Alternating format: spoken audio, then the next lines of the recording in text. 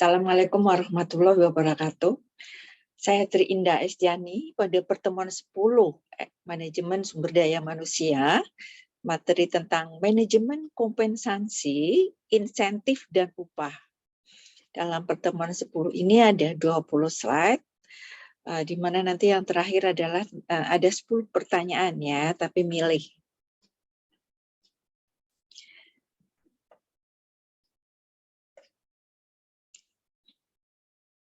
Subcapaian pembelajaran mata kuliah, mahasiswa mampu menjelaskan manajemen kompensasi, upah, dan insentif. Kemudian materi pembelajarannya adalah tentang manajemen kompensasi, upah, dan insentif.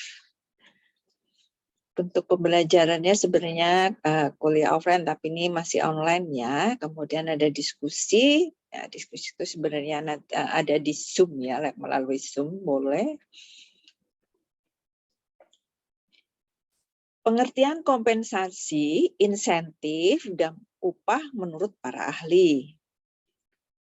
Menurut Marriott, kompensasi adalah keseluruhan balas jasa yang diterima oleh pegawai sebagai akibat dari pelaksanaan pekerjaan di organisasi dalam bentuk uang atau lainnya. Sedangkan menurut Handoko, pengertian insentif adalah perangsang yang ditawarkan kepada para pegawai untuk melaksanakan kerja sesuai atau lebih tinggi dari standar-standar yang telah ditetapkan. Menurut Rifai, upah adalah balas jasa yang adil dan layak diberikan kepada para pekerja atas jasa-jasa dalam mencapai tujuan organisasi. Upah merupakan imbalan finansial langsung yang dibayarkan kepada karyawan berdasarkan jam kerja, jumlah barang yang dihasilkan, atau banyaknya pelayanan yang diberikan.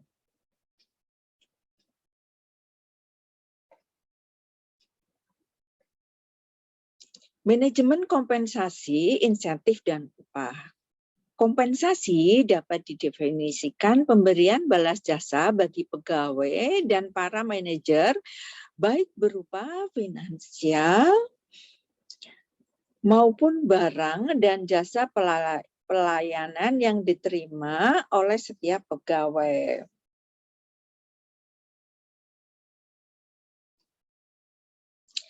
Pemberian insentif memiliki pengertian terbatas karena tidak mencakup banyak jenis faktor yang ditawarkan kepada pegawai sebagai motivasi dalam pelaksanaan kerja yang sesuai atau lebih dari standar kerja.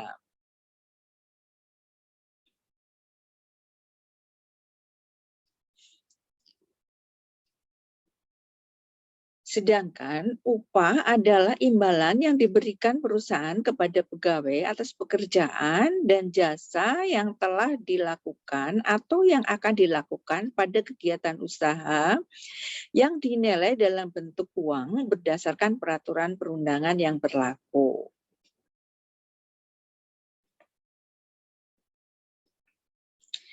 Upah atau gaji merupakan bentuk kompensasi wajib yang ketentuannya diatur dalam Undang-Undang Ketenagakerjaan maupun peraturan pemerintah pengupahan. Upah boleh diberikan bersama tunjangan atau hanya upah pokok saja.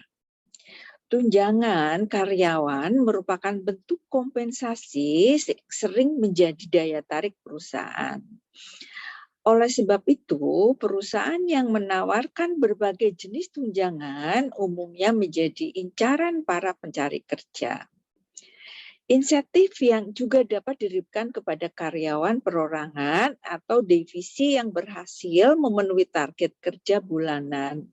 Misalnya, sales yang berhasil melakukan penjualan melebihi target akan mendapatkan bonus. Dalam hal ini orangnya ya berarti salesman.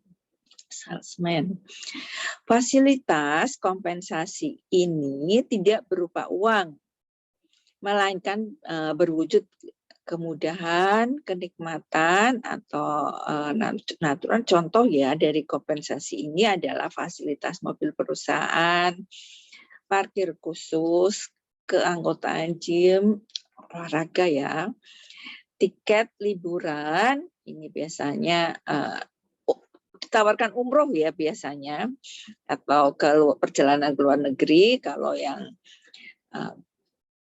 bank syariah ya umroh, kalau yang bukan ya tiket ke luar negeri, ke Eropa dan lain-lain ya.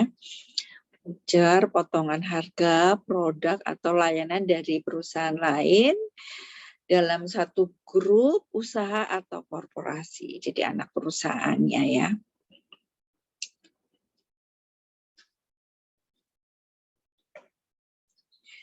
Jenis-jenis insentif berdasarkan bentuknya.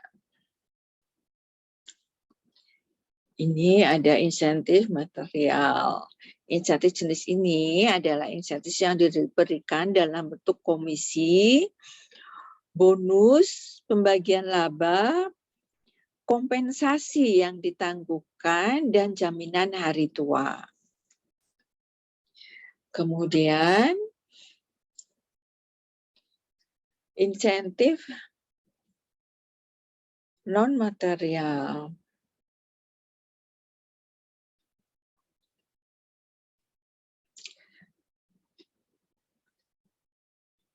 Adalah jenis insentif yang diberikan kepada karyawan dalam bentuk piagam penghargaan, pemberian promosi jabatan, jaminan sosial, serta pujian dalam bentuk tulisan dan lisan. Jenis-jenis insentif berdasarkan penerimanya. Individual insentif ya.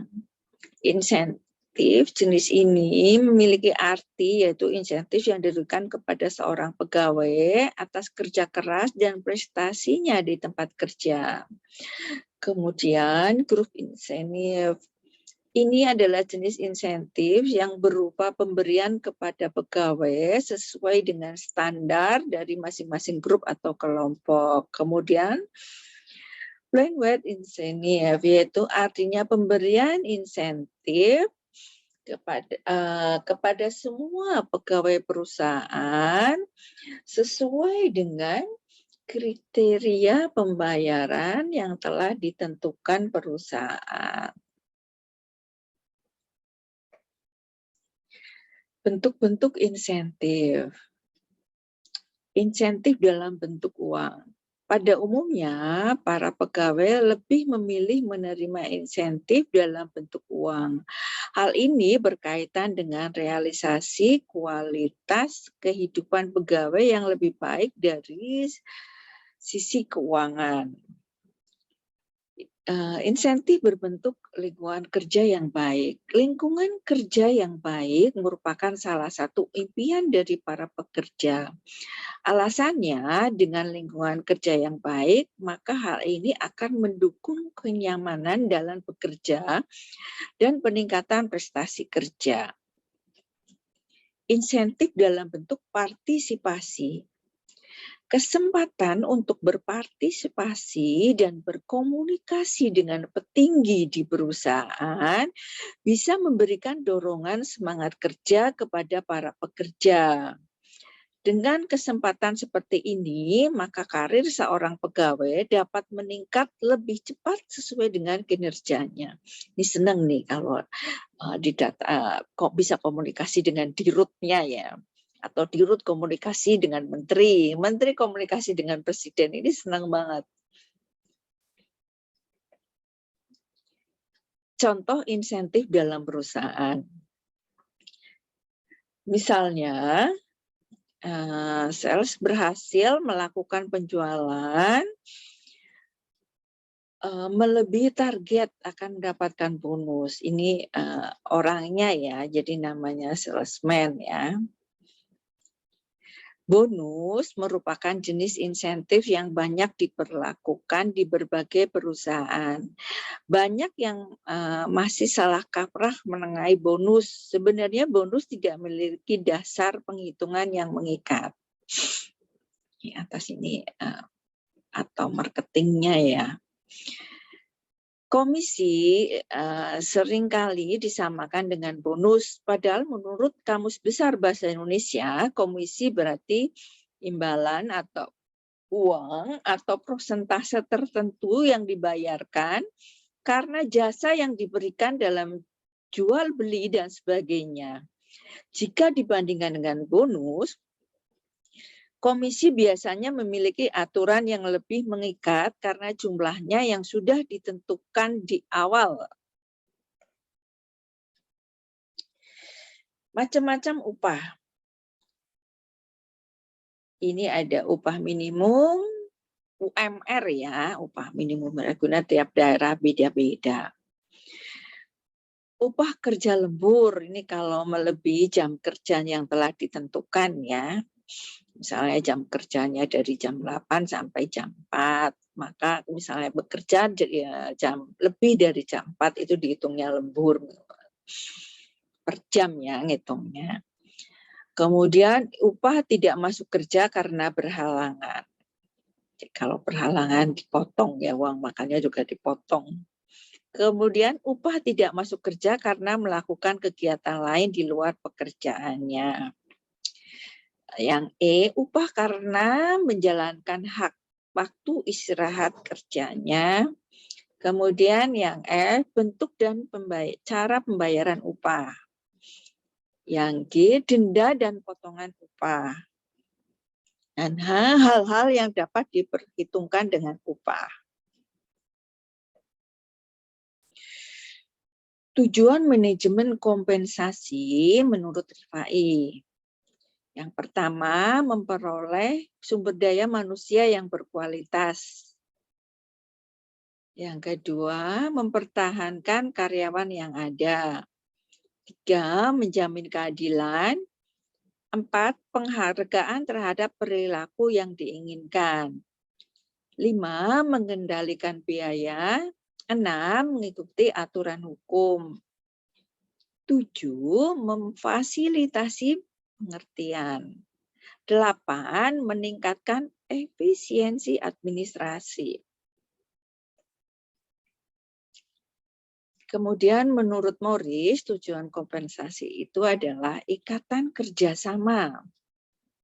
Jadi pemberian kompensasi dapat menjalin ikatan kerjasama secara formal antara pengusaha dan pegawai, di mana pegawai harus mengerjakan tugas-tugas dengan baik, sedangkan pengusaha wajib membayar kompensasi yang disepakati.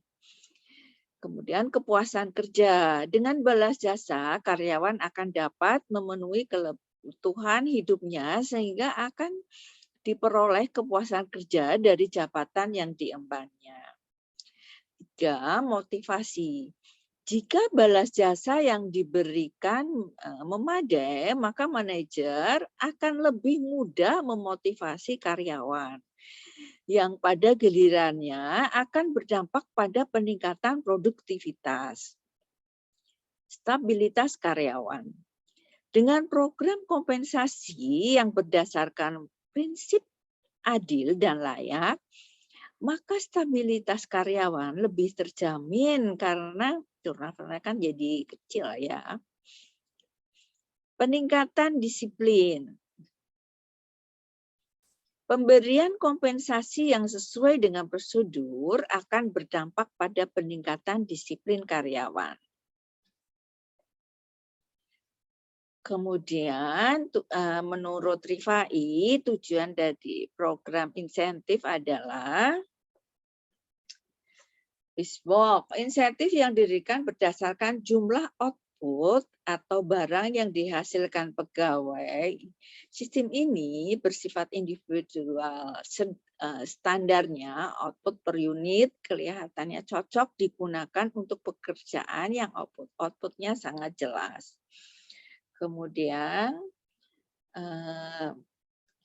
production bonus ya, tambahan upah yang diterima karena hasil kerja yang melebihi standar yang ditentukan, di mana karyawan yang juga mendapatkan upah pokok. Kemudian commission incentive yang diberikan berdasarkan jumlah barang yang terjual. Sistem ini biasanya digunakan untuk tenaga penjual atau wiraniaga atau marketingnya ya. Sistem ini bersifat individual. Standarnya adalah hasil penjualan yang dapat diukur dengan jelas. Kemudian maturity curve. Gaji dapat dikelompokkan dalam suatu kisaran dari manual sampai maksimal ya. Kemudian merit pay. Penerimaan kenaikan upah terjadi setelah suatu penilaian prestasi. Kenaikan ini diputuskan oleh penilai karyawan atau penilai ya, sering juga bersama atasan. Tetapi nilai kenaikan jarang ditentukan secara baku karena kenaikan tersebut terjadi berdasarkan sasaran manajemen. Kemudian pay for knowledge, pay for compensation ya. Pemberian insentif berdasarkan bukan pada apa yang dikerjakan oleh pegawai akan menghasilkan produk nyata. Dasar pemikirannya adalah seorang yang memiliki tambahan pengetahuan akan mendapatkan tambahan tugas yang dapat dilakukan untuk perusahaan di mana ini akan menjadi keuntungan bagi perusahaan. Kemudian non-monetary incentive. Insentif umumnya berupa uang, tetapi insentif dapat pula dalam bentuk lain, sebagai contoh dalam bentuk materi. Misalnya gantungan kunci hingga topi, sertifikat, kemudian liburan, dan lain-lain. Liburan ke luar negeri ya. Ya, liburan kemana, Kek? Pokoknya liburan ya. Contoh kasus tentang kompensasi ya. Ini biasanya hanya melihat dari satu sisi, tapi ini dilihat dari dua sisi bisa juga ya. Ratusan karyawan PT Mitra Insan Utama, ini adalah karyawan yang subkontraktor dari PLN menuntut manajemen PLN Purwakarta membayar kompensasi 160 karyawan PT Mitra Insan Utama yang dirumahkan pada Agustus 2011 lalu ya. Untuk rasa tersebut dilatar belakangi oleh kekecewaan 160 pekerja yang dirumahkan tanpa diberikan kompensasi oleh perusahaan. Sehingga dalam melakukan aksi demo tersebut diharapkan adanya kejelasan kompensasi terhadap pekerja tersebut. Alasannya perusahaan merumahkan pekerja adalah karena sudah tidak adanya pekerjaan lagi bagi pekerja. Kompensasi dibagi menjadi dua, ada kompensasi langsung dan kompensasi tidak langsung. Kompensasi langsung adalah upah dasar ditambah bayaran yang didasarkan prestasi, sedang kompensasi tidak langsung adalah kategori umum tunjangan karyawan, program produksi, dan diamanatkan asuransi kesehatan, upah waktu tidak bekerja, dan macam-macam tunjangan lainnya. Walau bagaimanapun, jika suatu perusahaan memperhatikan karyawan tersebut memberikan kompensasi terhadap pekerjaan, aku terasa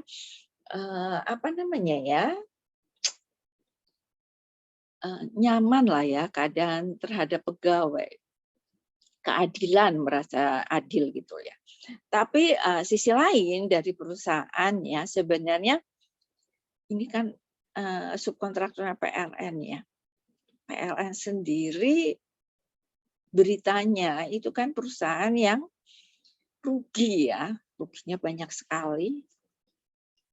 Karena itu kan subsidi ya, disubsidi, PLN itu kan disubsidi, bayar kita tarif listriknya murah gitu ya. Jadi jualnya itu rugi lah kasarannya. Terus sebenarnya kalau demo-demo itu dari sisi karyawan seperti itu ya, tapi kalau dari sisi perusahaannya tidak mampu ya mau bagaimana. Terus dari sisi kalau perusahaannya go public itu sebenarnya juga harga sahamnya jadi turun karena demo ya, itu luar biasa ya. Ya, kita harus melihat dari sisi mana, dari karyawan seperti itu, dari perusahaan kalau memang nggak mampu mau dikata apa gitu ya. Apalagi kalau ini nih demo itu sebenarnya malah kalau zaman dulu ada demo itu malah pekerjanya langsung dapat nilai merah ya, kasarannya dia tidak mungkin diperpanjang lagi gitu loh kalau demo. Ya lebih baik bisa dibicarakan baik daripada demo ya. Karena tidak membuat hasil apapun loh kalau demo. Solusi dari kasus kompensasi ya, pemerintah dalam hal ini Kementerian Tenaga Kerja dan Transmigrasi dapat bertindak sebagai fasilitator pertemuan antara pihak pengusaha dan buruh ataupun juga bertindak sebagai komponen yang terlibat di dalamnya untuk bertemu bersama-sama. Ini kalau mau komunikasi mau dibilang apa ya kalau nggak ada gitu loh.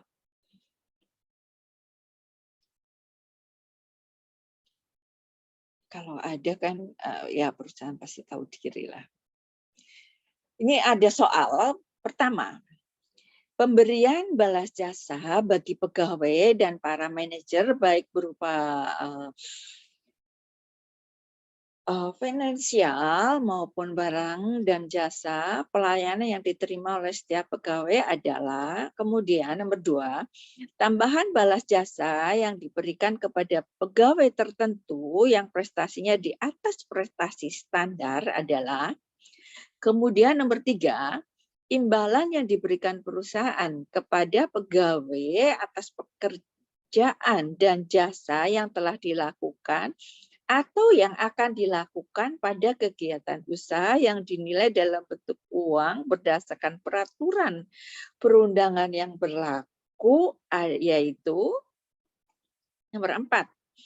Tujuan manajemen kompensasi adalah kemudian tujuan kompensasi adalah nomor 6.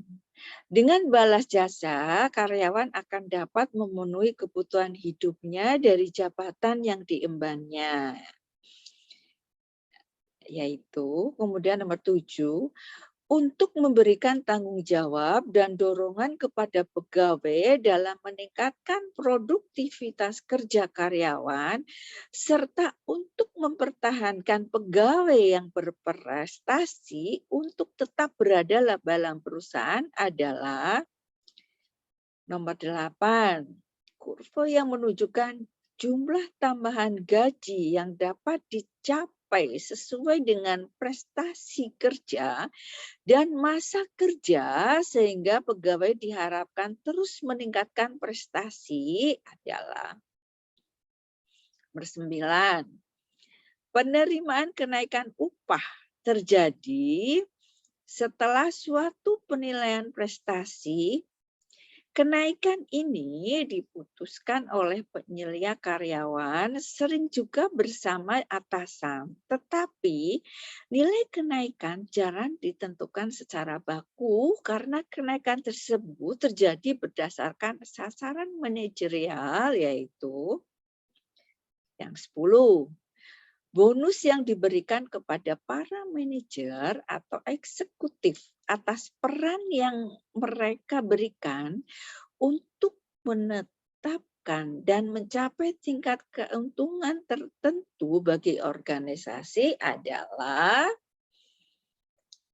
sampai di sini. Billahi taufiq wal hidayah. Assalamualaikum warahmatullahi wabarakatuh.